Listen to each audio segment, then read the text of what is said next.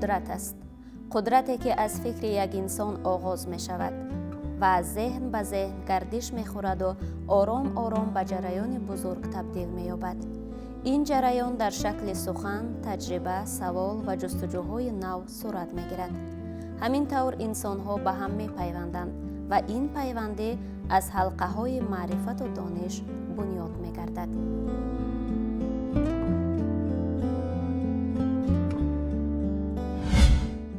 امروز علم تنها محصول ایجاد یا کار یک نفر نیست. آن زنجیره مستحکم است که از استاد به شاگرد، از شاگرد به جامعه و از جامعه به فرد انتقال می‌یابد. پیوندی که همیشه سبز و زنده است. ما همین گونه پیوندی را می‌جوییم و این جستجوها امروز ما را به سراغ عالم، دانشمند، زبانشناس پروفسور سیف‌الدین نظرزاده آورد. درود تماشابینان عزیز، امیدواریم از پیوندی قهرمان برنامه ما با شاگردانش که سبب اصلی محبت میان آنها علم است برداشت حاصل نماید. شبکه ما را پیگیر باشید. پروفسور سیف‌الدین نظرزاده از دوران خردسالی ارزش علم را درک نموده تا این دم در این راه قدم‌های استوارانه می‌بردارد. هنوز در زمان دانشجویی به حیث ترجمان فعالیت خود را آغاز نموده، بعد ختم دانشگاه هنگام در صف قواهای مسلح خدمت کردنش دوام 4 سال ترجمان نیروهای مسلح در افغانستان بود.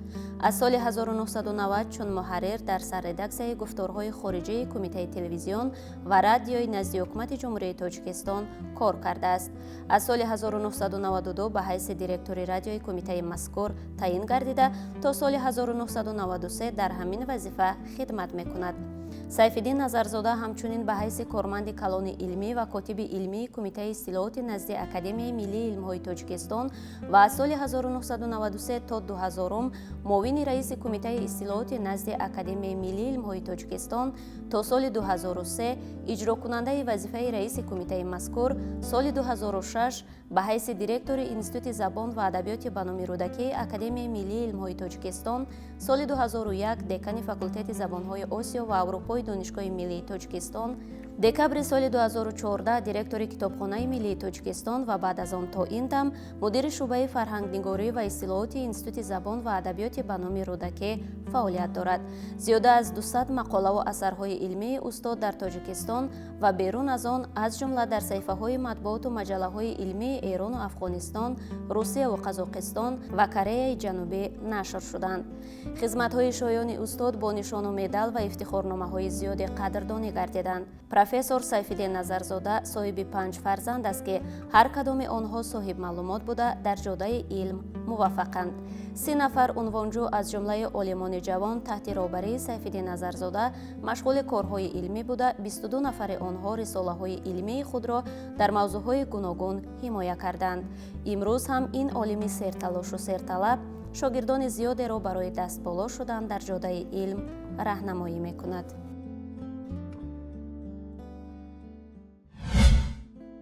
علم راه است که تنها با اندیشه آغاز نمی شود، بلکه با صبر، اعتقاد و استواری رشد می کند. سیف‌الدین نظرزاده بر این کسانی که در این راه پخته شدند و ارزش علم و جالبیت دنیای علم را احساس کردند، می دانند که این راه فرجام نهایت نیک دارد.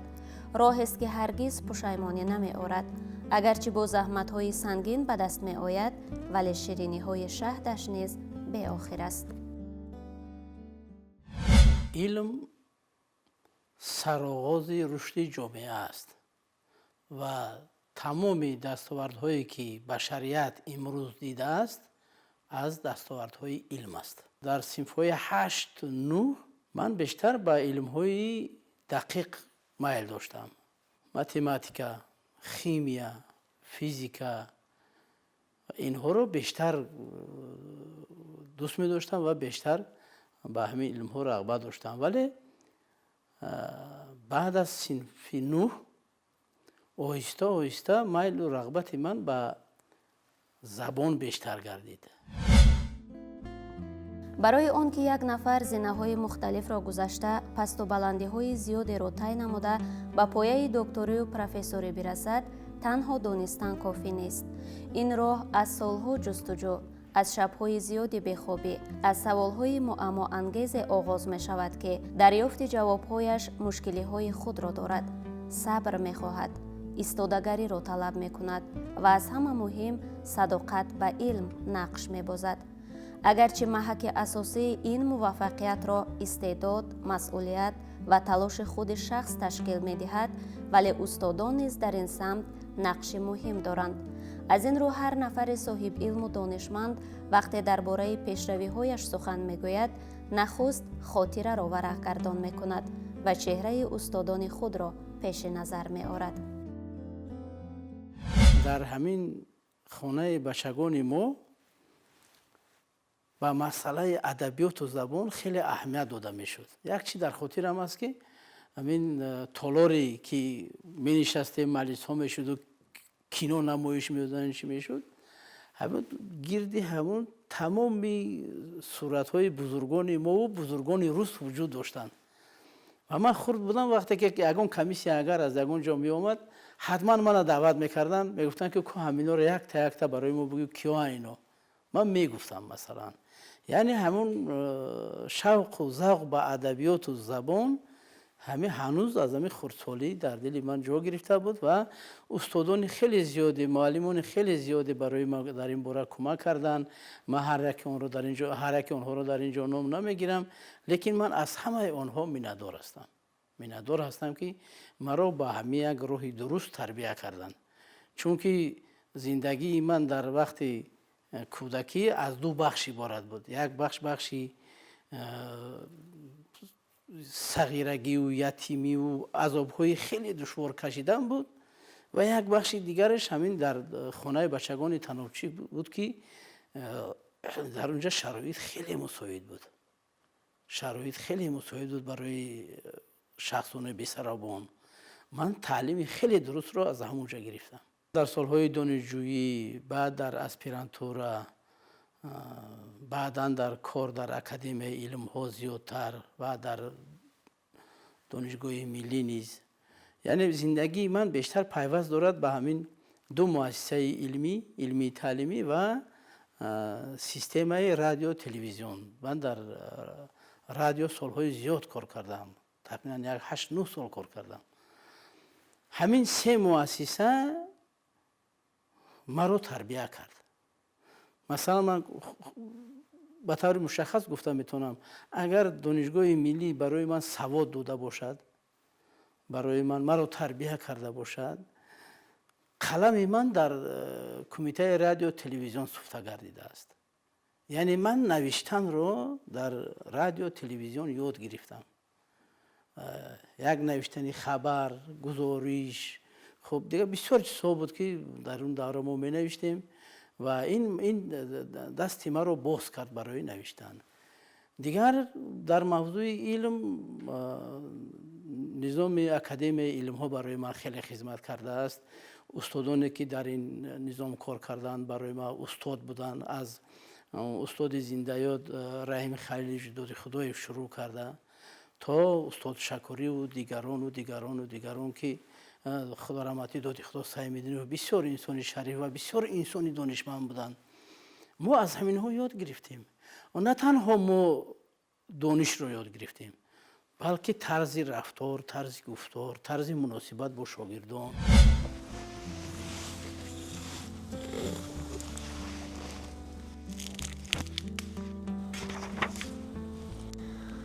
محبت بستن با انا همین اشیای بیجانه که گنجینه های زیادی را در خود محفوظ داشتند، انسان را در جاده علم کامیاب و موفق می‌گرداند.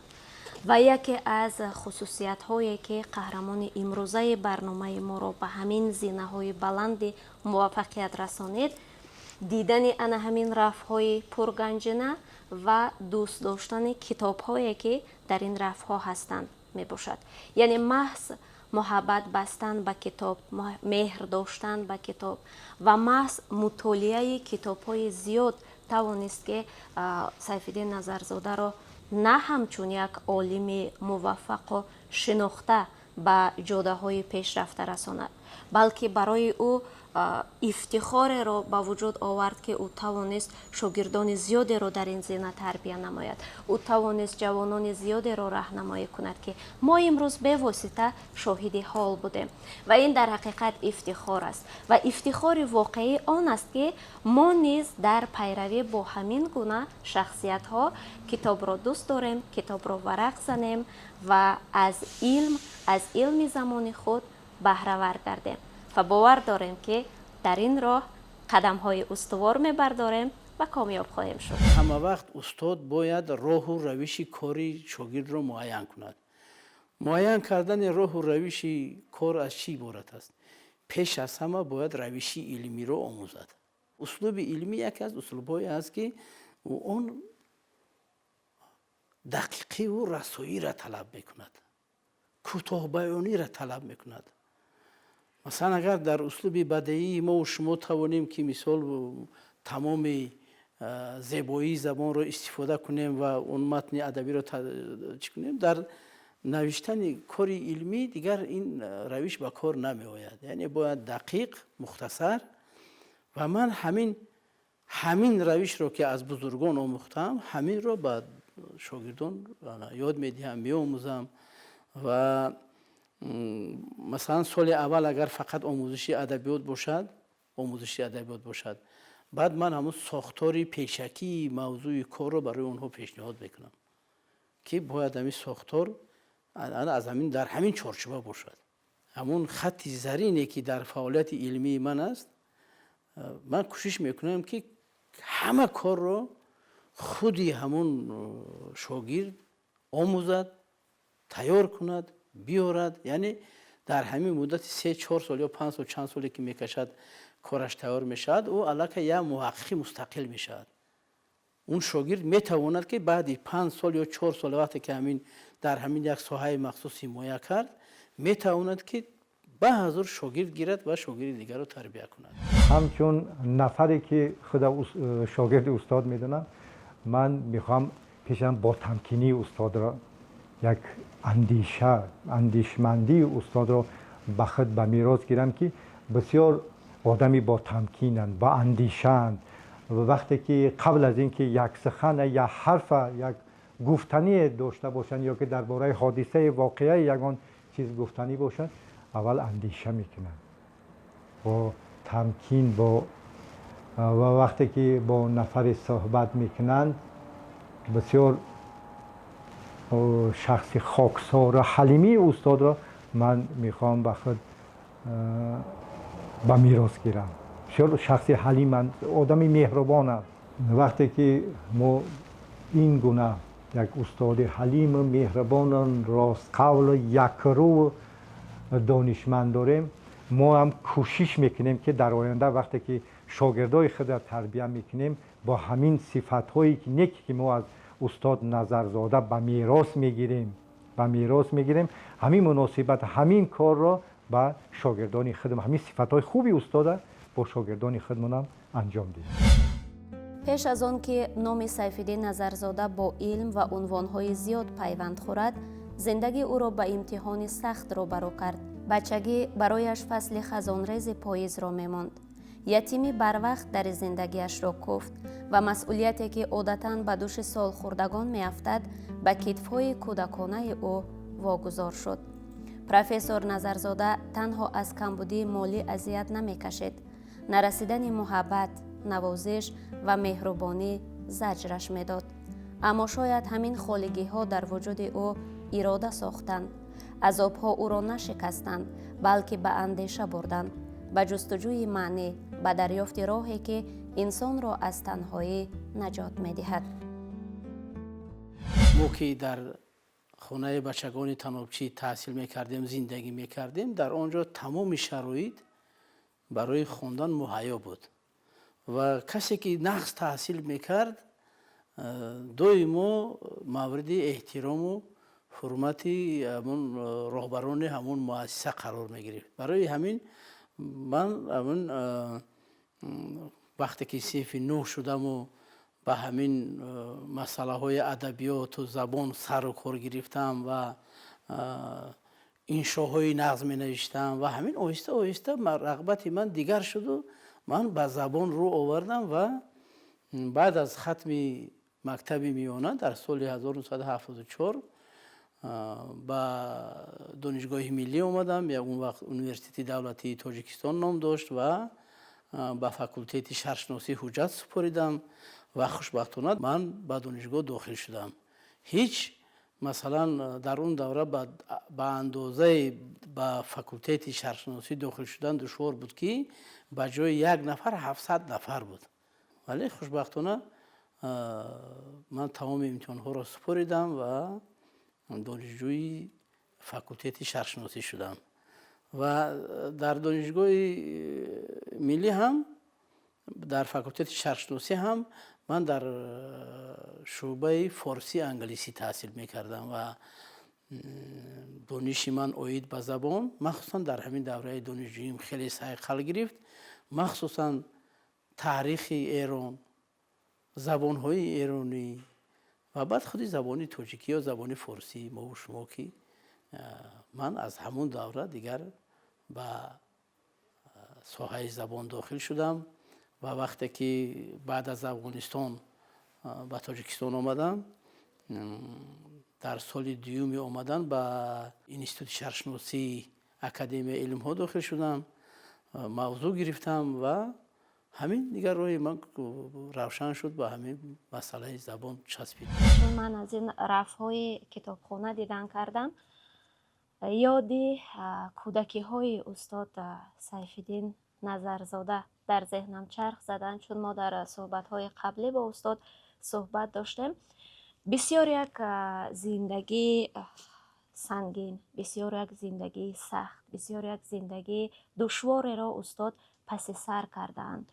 вале бо вуҷуди ин мушкилот, бо вуҷуди он сахтиҳое ки устод аз сар гузарониданд, бо вуҷуди ятимиҳое ки дарди он албатта тасаввурнашаванда аст, бо вуҷуди ҳамаи ин устод ҳамеша ба пеш қадам гузоштанд. дар такя ба чӣ? дар такя ба ана ҳамин хазинаҳои пурганҷ.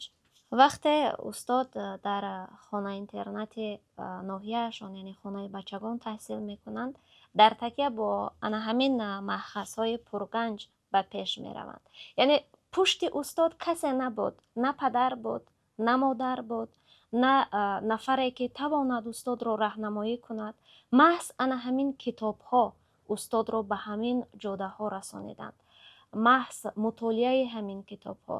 ва худи устод ҳам дар суҳбаташон қайд мекунанд ки ман ба китоб муҳаббати хоса доштам. ҳатто ёд меоранд ки ҳанӯз дар синфи якум таҳсил карданашон китоби Вафои Фотеҳ Ниёзиро мутолиа мекунанд ки имрӯз барои хонандагони синфи яки мо фаҳмидану дарк намудани мазмуну муҳтавои ин асар гумон мекунам ки чандон осон нест.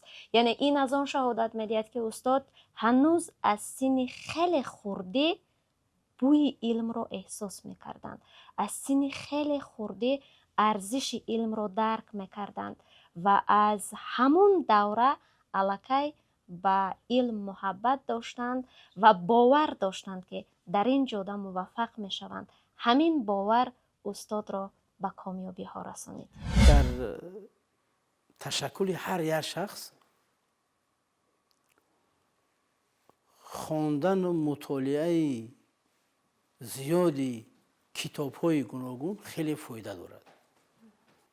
ман дар давраи ҷавонӣ ва махсусан дар солҳое ки дар афғонистон кор мекардам ва имконият бисёр буд, дар он ҷо китобхонаи дастгоҳи мушовиронам хеле бой буд. на танҳо дар он ҷо, балки пештарам равам, агар дар ҳамун давраи хондан дар мактаби миёна ва хонаи бачагон, дар китобхонаи ҳамун деҳаи танобчӣ, дар китобхонаи мактаб, дар китобхонаи хонаи бачагон масалан китобе намонда буд ки ман нахонам. ҳамин чизе ки дар дастам меомад мехондам. мисол ёд дорам, дар ман ҳанӯз синфи як будам, дар دهه جوربقلی نوحیه سوید در خانه مادر کلانم بودم. صنف یک رو من در خانه مادر کلانم رفتم و در خانه مادر کلانم تنها یک کتاب بود، کتابی وفای فاتح نیازی.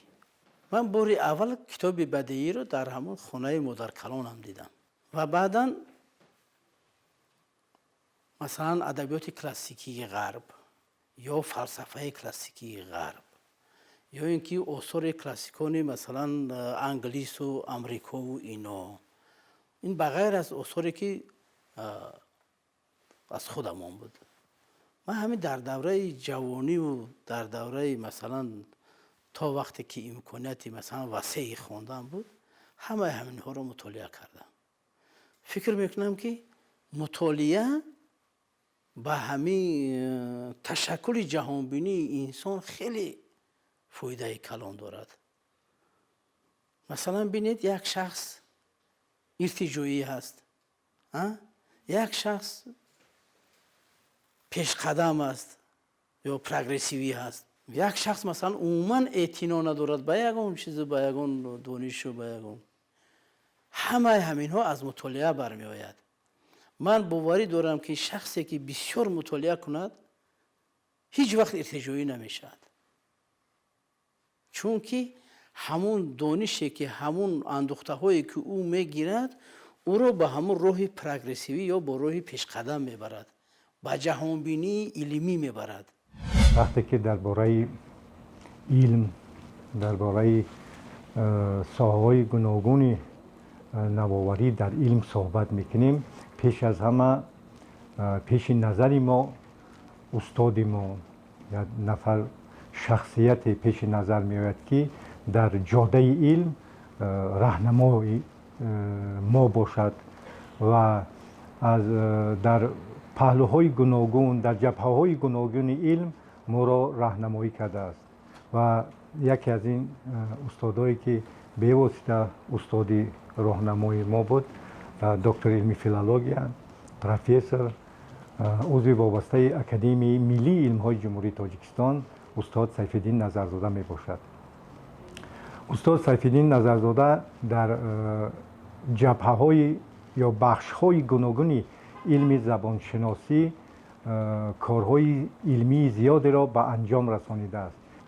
مرحله تشکل استاد نظرزاده همچون عالم، همچون دانشمند، همچون راهنما یک باره پیدا نشده است و از صحبت‌هایی که با ایشان داشتیم دوره طفولیت در مکتب اینترنت که تحصیل کردن، رجوع به علم رجوع کردن و دوست داشتن علم، خواندن کتاب را استاد در دوره همون طفولیت در مکتب اینترنتی ناحیه آن وقت سوید، امروز ناحیه تیمرملیک، با استاد پیشنهاد شده بود و همین خاطر استاد نظرزاده در هنگام تحصیل در دانشگاه و بعداً کار در پژوهشگاه‌های علمی و مکاتب عالی یعنی دانشگاه‌ها همچون عالم، همچون استاد، همچون دانشمند تشکل یافت.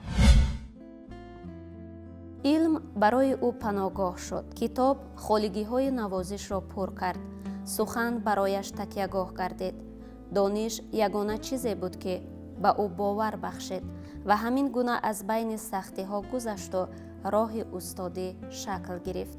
این منظره نشان می‌دهد که درد اگر با معرفتانه هضم شود می‌تواند به نور تبدیل یابد.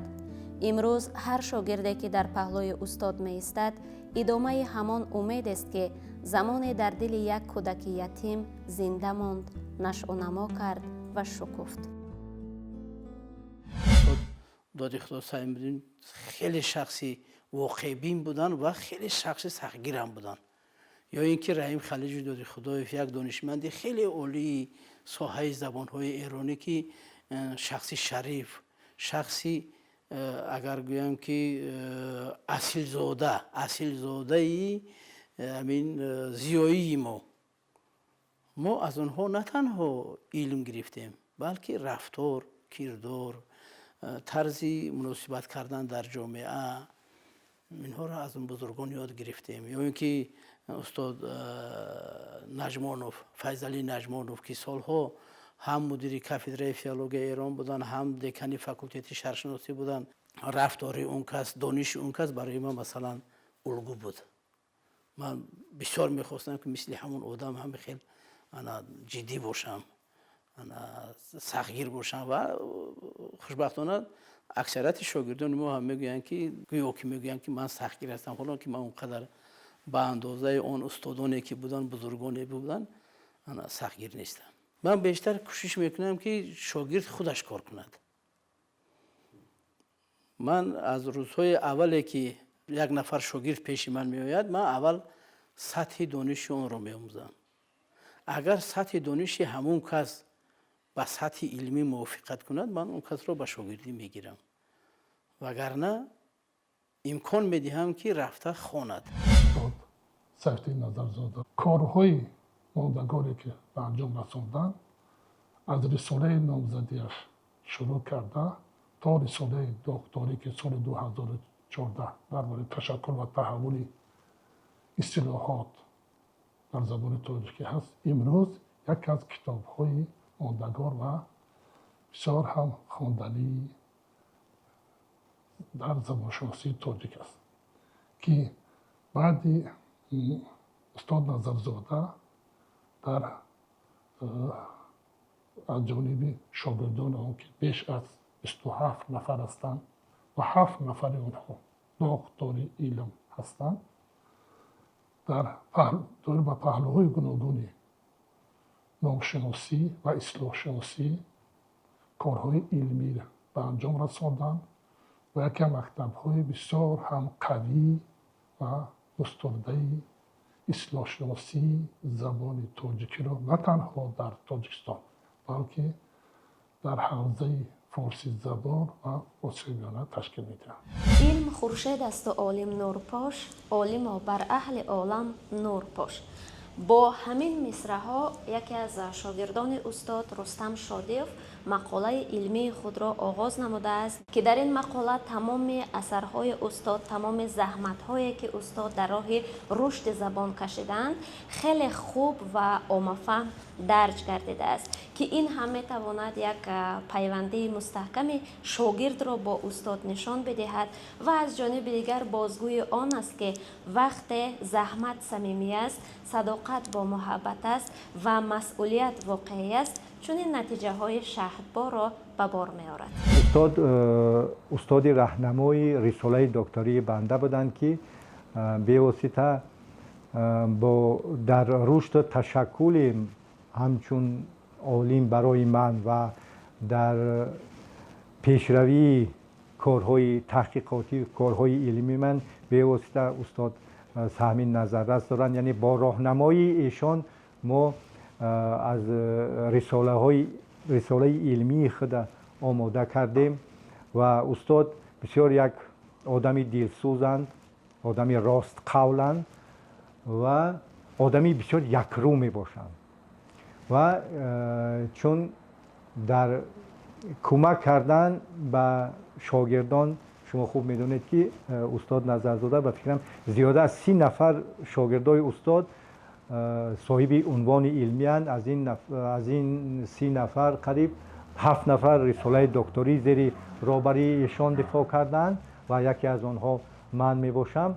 بسیار در کار علمی بسیار سختگیر هستند و وقتی که سفارش میدادن قبلا اول چون نقشه کاری را ما با استاد ساختیم، نقشه کاری رساله دکتری را توصیه داده بودند که ادبیات کدام فلان ادبیات را که یافته اون ادبیات را از خود کردن، بعد از خود کردن ادبیات ما میتوانیم به جستجوی مواد کاری علمی شویم. به همین خاطر در همین راستا بسیار استاد بسیار آدمی سختگیر بودند که حتما وقتی که یک نفر عالم میشه، یک نفر دانشمند میشه، یک نفر محقق است، حتما باید ادبیات علمی مورد نظر را باید خواند، باید داند.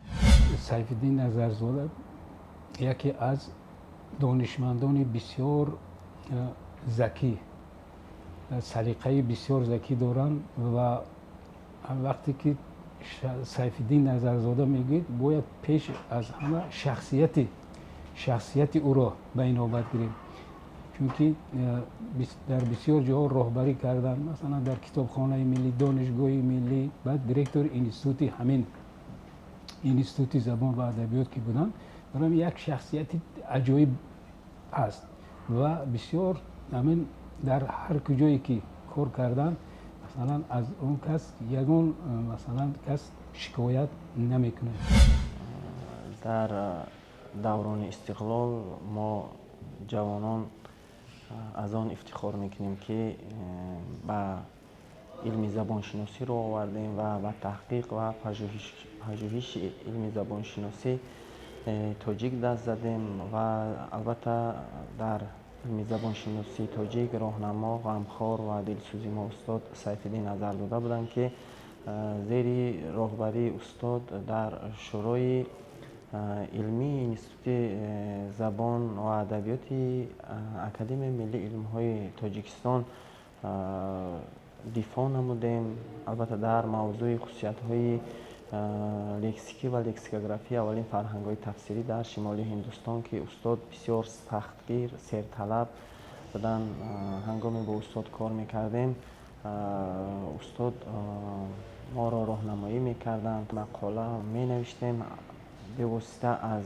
زیر دست استاد می‌گذشت. استاد هنگامی راهنماییشون پیوسته ما را تاکید می‌ساختند که ما به مطالعه و پژوهش اثرهای زبانشناسی هم تاجیک و هم خارجی رو بیاوریم و دانش‌های خویش را مکمل نماییم.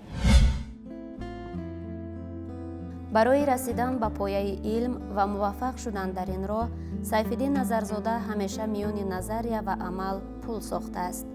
علم را از صحیفه های کتاب بیرون آورده به فضای زنده بحث، تحلیل و اندیشه وارد می کند.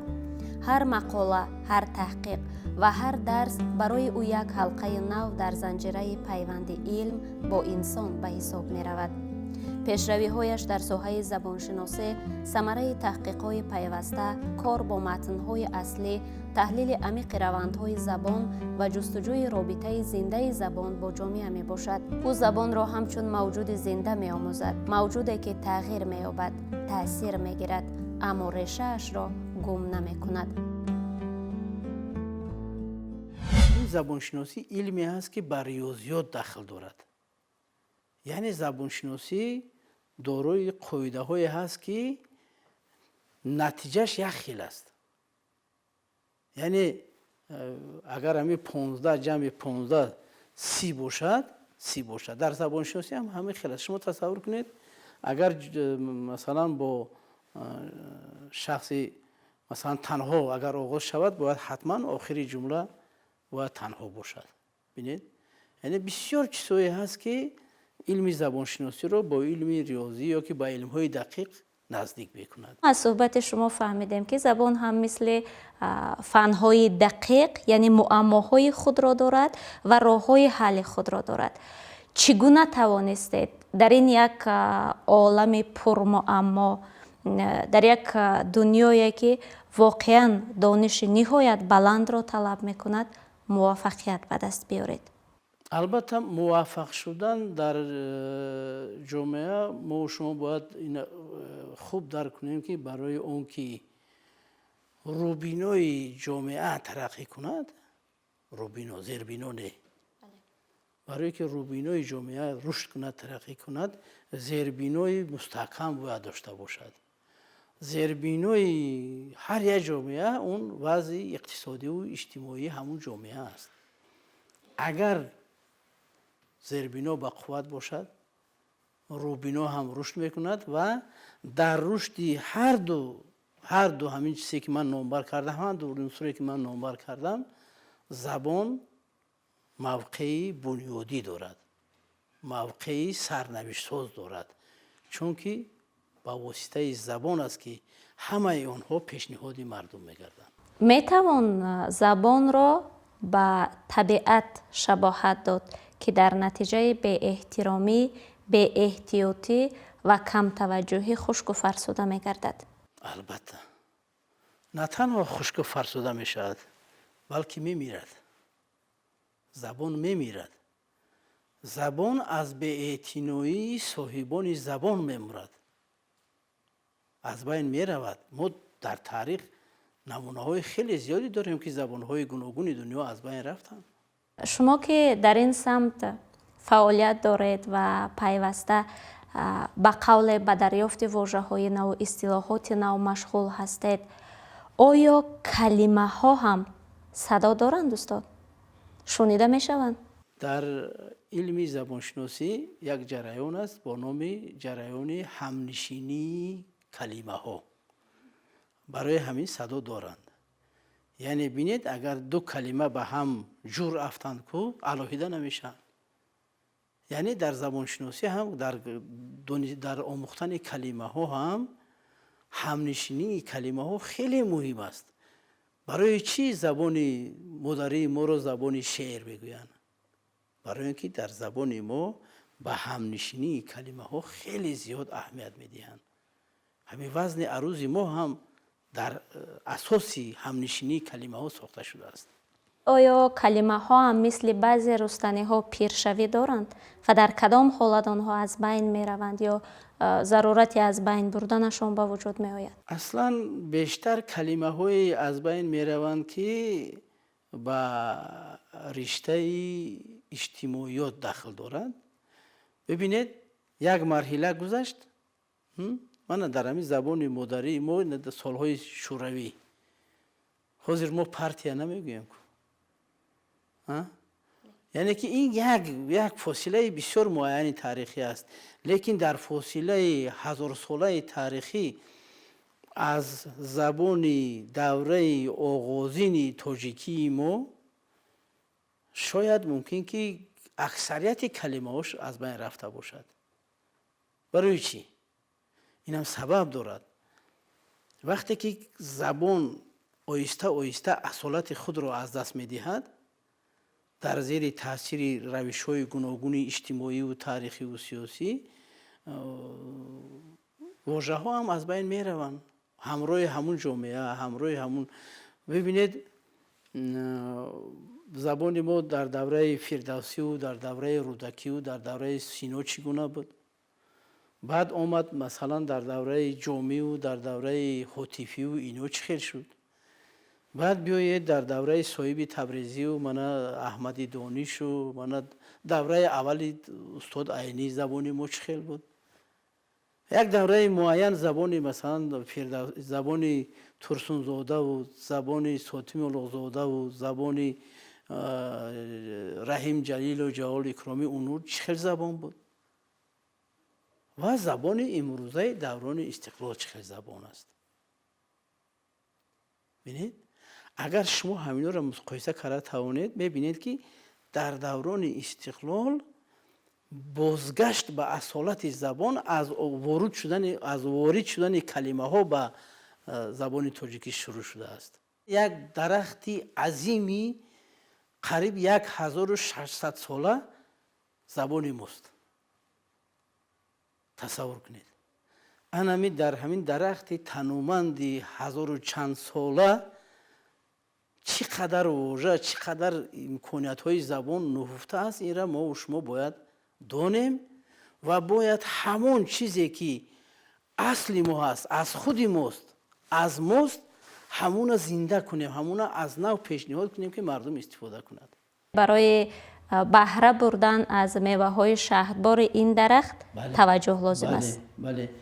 ما اگر واژه های اصیل زبان تاجیکی رو احیا کنیم، آنها را به همون معنی هایی که امروز لازم می شود استفاده کنیم، همون مجموع اصطلاحات زبان ما از نو هم زنده می شود، هم ما زبان علم را به وجود می آوریم و هم به اصل خود برمیگردیم. یعنی زبان ما باز تکرار میکنم که یک زبان کلاسیکی دنیا است. آثار از همه زیاد دنیا فقط زبان تاجیکی دارد. ягон забони классикии дунё ба андозаи мо осор надорад.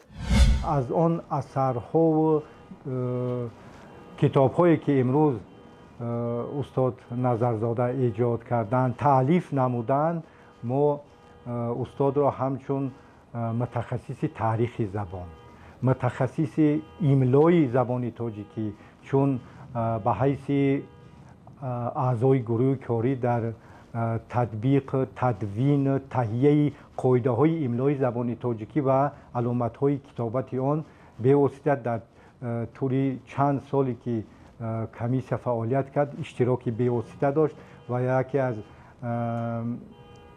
اثرهای استاد نظرزاده که به واسطه به ایملای زبان تاجیکی، به تاریخ تحول، تشکل، رشد ایملای زبان تاجیکی بخشیده شده است. این کتاب ایملا و زبان ادبی می باشد که استاد از نگاه تاریخی هم صداناک های زبان تاجیکی و هم صداهای زبان تاجیکی را به گونه یک سیر تاریخی نموده، از جهت علمی با فکت دلیل ها اثبات نموده است. استاد یک اثر بنیادی دارند با نام اصطلاحات زبان تاجیکی، تاریخ، گرایش و دورنما. چون از مطالعه این کتاب برمی آید مرحله های تشکل اصطلاح سازی و اصطلاح آفرینی در زبان تاجیکی بسیار مرحله های زیاد را انجام داده است. واقعا تماشابینان عزیز، هر یک کلمه را جمع آوری نمودند و هر کدام آنها را علاهیده شرح دادن و معنی داد کردن در حقیقت زحمت طلب است. و اینجا چون کتاب استاد نظرزاده در نزد ما هست، فرهنگ مکمل زبان تاجیکی که تنها حرف ب را تشکیل می دهد، بسیاری از کلمه و واژه های هستند که بعضی آنها را خود ما نو خوردیم و در حقیقت احساس کردیم که زبان تاجیکی یک دایره وسیع دارد، یک دامن بیکنار داشته است که ما خود را صاحب زبان می حسابیم، اما از بسیار بایگری های داخل این زبان بیخبر بودیم. و ما امیدوار هستیم که نسل امروز با ورق زدن همین کتاب ها و با احترام گذاشتن به علم عالمان ساحه در مجموع عالمانی که زحمت های به انتهای را انجام میدهند برای سوادناک نمودن جامعه استفاده میبرند، بهره‌ور میگردند و این علم را به هزار ساله های بعدی انتقال میدهند. وقتی که مثلا فرهنگ یا فرهنگ نگاری میگوید، همین پیش نظر البته همین سیفالدین نظرزاده میبیاید. یا مثلا اگر فرازیولوژی گوییم، پیش نظر حامد مجیدوف پیش نظر میبیاید. یا اسم که گفتیم، کلمه سازی اسم که گفتیم شراف‌الدین رستم‌وف. برای همین هر یک عالم به خود یک مکتبی خوبی خود را دارد. امروز هم که سیفالدین نظرزاده همچون مدیری فرهنگ نگاری و اصطلاحات در شعبه راهبری میکنند، باور کنید من همین کتابایی که امروز به نشر رسیده است، کتابای فرهنگ، البته فرهنگ نویسی این یا فرهنگ نگار این کار ساده نیست. این کارهایی هستند که بسیار زحمت زیاد را طلب میکنند. بنابر همین سیفالدین نظرزاده بسیار عالمی زحمتکش هستند. دیگر جنبه فعالیت استاد نظرزاده این در با وجود اون که مسئولیت زیادی داشتند و دارند به حیث معاون رئیس کمیته جمهوری اصلاحات ریاست اکادمی، دیرکتور انستیتوت، دیرکتور کتابخانه ملی جمهوری تاجیکستان و امروز فعالیت دارند به حیث مدیر شعبه فرهنگ نگاری و اصطلاحات و عضو یک چند شورای دیسرتاسیونی هستند. باز هم یک فعالیت دیگر در کمیته زبان و اصطلاحات دارند. ما بیش از 25 سال در همکاری زیج ҳангоми фаъолиятам дар Комитаи Забонҳои Истлоҳоти ҳукумат Ҷумҳурии Тоҷикистон бо устод Назарзода ва фаъолияти ЗИЧ, алоқамандии ЗИЧ қарор доштем. ва шумо ҳамагон медонед, ки қонуни Ҷумҳурии Тоҷикистон дар бораи забон соли 1989 қабул шуд, дар давраи шӯравӣ қабул шуд. баъди истиқлол яке аз супоришҳои аввалини пешвои миллат Эмомали Раҳмон ва мутахассисон, коршиносон, забоншиносон он буд, ки бояд қонуни забон, масъалаҳои забоншиносӣ ва шароити нав ва даврони истиқлол мутобиқ карда шавад. ва дар даврони фаъолияти комиссияи татбиқи қонуни забон назди ҳукумат Ҷумҳурии Тоҷикистон ва Комитаи Забон, устод Назарзода садри маҷлиси тамоми масъалаҳое ки дар Комитаи Забон ва ислоҳоти назди ҳукумат Ҷумҳурии Тоҷикистон баргузор ва гардид буданд ва ҳастанд. суҳбати Сайфиддин Назарзода бо шогирдонаш бозгӯи он аст, ки унвон барояш анҷоми кор нест, балки оғози рисолат аст. рисолате, ки аз уҳдадориҳои шахсӣ болотар меистад ва ба уҳдадории ҷамъиятӣ табдил меёбад. ҳифзи меъёрҳои илм, парвариши андешаи мустақил ва сохтани насли нави муҳаққиқон мавзӯест, ки ҳамеша дар зеҳни устод чарх мезанад. имрӯз номи Сайфиддин Назарзода дар соҳаи забон на танҳо бо унвонҳо, балки бо эътимод пайванд аст. эътимоди ҷомеа, эътимоди шогирдон ва эътимоди онҳое, ки забонро сутуни ҳастии миллат мешуморанд. пайванди сабз дар симои чунин шахсият маънои воқеии худро меёбад. пайванди инсон бо илм, пайванди устод бо шогирд ва таҷриба бо умед. пайванде, ки агар бо ихлос нигоҳ дошта шавад, ҳаргиз хушк намегардад, ҳамеша месабзад ва зиндагӣ мебахшад.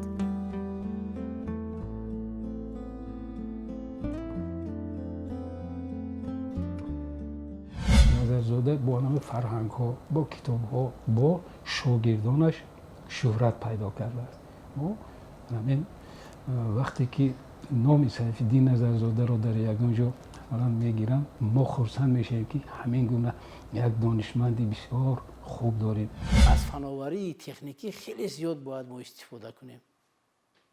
шояд ҳамин васила қатъӣ мо ҷавононро тавонем, ки ба илм сабқ диҳем ва бо истифода аз маводҳои техникӣ онҳо маълумоти бештар гиранд.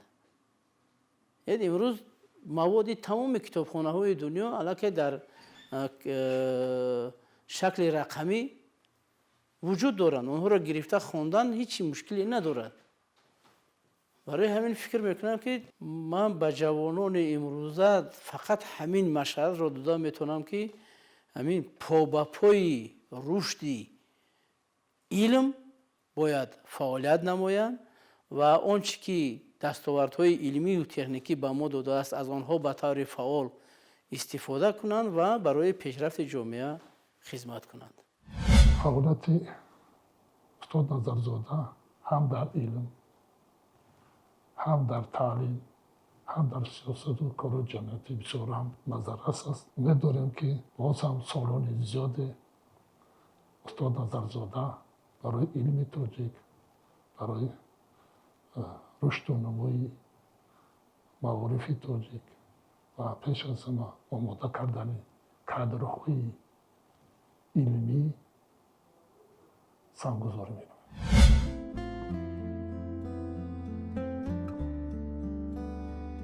тамошобинони азиз, ин буд барномаи имрӯзаи пайванди сабз, ки мо аз пайвандии мустаҳками як нафар олими шинохта профессор Сайфиддин Назарзода ва шогирдонаш барои шумо қисса кардем.